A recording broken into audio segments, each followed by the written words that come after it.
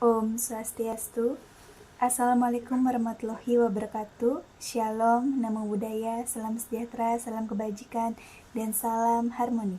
Baik, pada video kali ini saya akan menjelaskan terkait dengan pembuatan array 3 dimensi pada mata kuliah Logika Pemrograman dekan dosen pengampu yaitu Bapak Adrianus Iwayan Ilya Yuda Sukmana Eskom MPD dan Bapak Alexander Hamonangan Simamora SE MPD. Baik, sebelum lanjut kepada pembahasan materi, izinkan saya untuk memperkenalkan diri terlebih dahulu. Perkenalkan, nama saya Nika Ayu Febriani dengan NIM 2211021003. Baik, langsung saja kita masuk kepada jenis array yang pertama, yaitu array berdimensi 1. Nah, bagian awal yaitu ada int nilai 5. Nah, baris kode ini mendeklarasikan array bernama nilai dengan tipe data integer int dan ukuran 5. Awalnya array ini adalah array kosong, artinya semua elemen bernilai 0. Kemudian slotnya ada nilai 0 sama dengan 32, nilai 1 sama dengan 42, nilai 2 sama dengan 76, nilai 3 sama dengan 31, nilai 4 sama dengan 57. Nah, baris kode ini mengisi nilai elemen array satu per satu. Elemen pertama nilai 0 diisi dengan nilai 32, elemen kedua nilai 1 diisi dengan nilai 42, dan begitu pula dengan seterusnya. Kemudian selanjutnya ada bagian for kurung buka int i titik koma i kurang dari 5 titik koma i plus plus kurung tutup. Kemudian ada cout nilai ke i, kemudian nilai i dan int. Nah, perulangan for ini digunakan untuk menampilkan isi array, nilai elemen array dicetak di konsol beserta indeksnya. Kode ini menggunakan namespace std untuk memudahkan pengguna fungsi input dan output standar seperti cout. Perulangan for dan deklarasi array kosong tidak diperlukan karena ukuran array sudah ditentukan saat deklarasi. Namun, perulangan ini ditambahkan untuk menunjukkan cara alternatif mengisi array.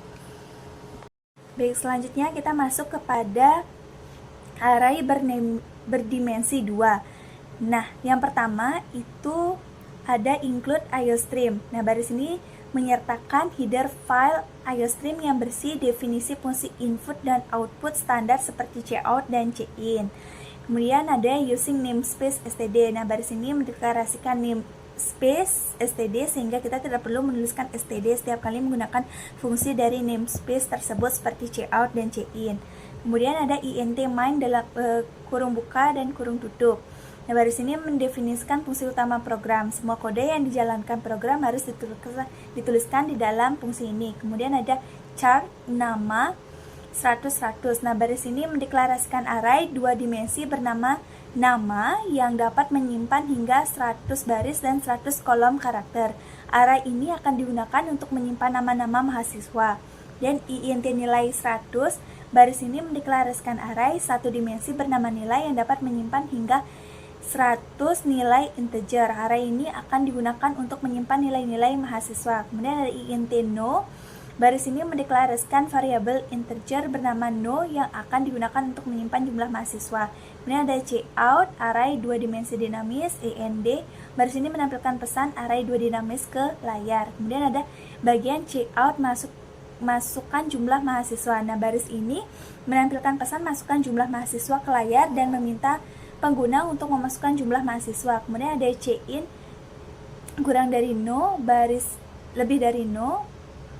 Baris ini membaca nilai integer yang dimasukkan pengguna dan menyimpannya dalam variabel no. Kemudian ada cout kurang dari end. Baris ini menambahkan baris baru setelah pesan masukkan jumlah mahasiswa. Kemudian ada cout input data end. Baris ini menampilkan pesan input data ke layar. Kemudian selanjutnya ada dua garis miring input data. Nah, baris ini merupakan komentar yang menunjukkan bahwa kode selanjutnya akan digunakan untuk memasukkan data mahasiswa. Kemudian ada for dalam kurung buka int i sama dengan 1 titik koma 1 kurang dari sama dengan no titik koma 1 i plus plus kurung tutup. Nah, baris ini mendefinisikan loop for yang akan diulang sebanyak no kali. Variabel loop i diinisialisasi dengan nilai 1 dan akan bertambah 1 setiap kali loop diulang.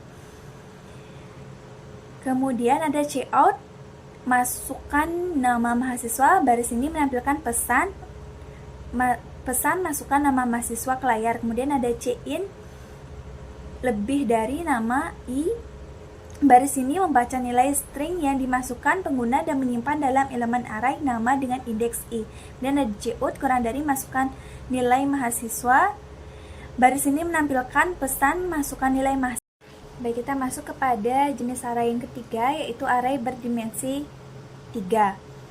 Nah, yang pertama deklarasi arraynya ada bagian int angka 2, 3, dan 4. Nah, baris kode ini mendeklarasikan array 3 dimensi bernama angka. Array ini memiliki 2 baris, 3 kolom, dan 4 elemen dalam setiap kolom.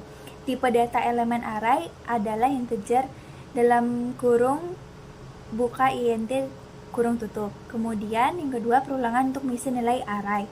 Nah, codingannya itu ada for kurung buka I sama dengan 0, titik koma I kurang dari 2, titik koma I plus plus kurung tutup. Kemudian ada for kurung buka J sama dengan 0, titik koma J kurang dari 3, titik koma J plus plus kurung tutup. Kemudian ada for K sama dengan 0, titik koma K kurang dari 4, titik koma K plus plus kurung tutup. Kemudian cout angka indeks ke I, J, K sama dengan cin lebih dari angka I, J, K.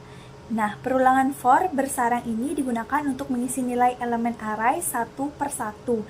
Nilai dimasukkan oleh pengguna melalui konsol perulangan pertama I, iterasi melalui baris array, perulangan kedua J, iterasi melalui kolom, dan perulangan ketiga K, iterasi melalui elemen dalam setiap kolom.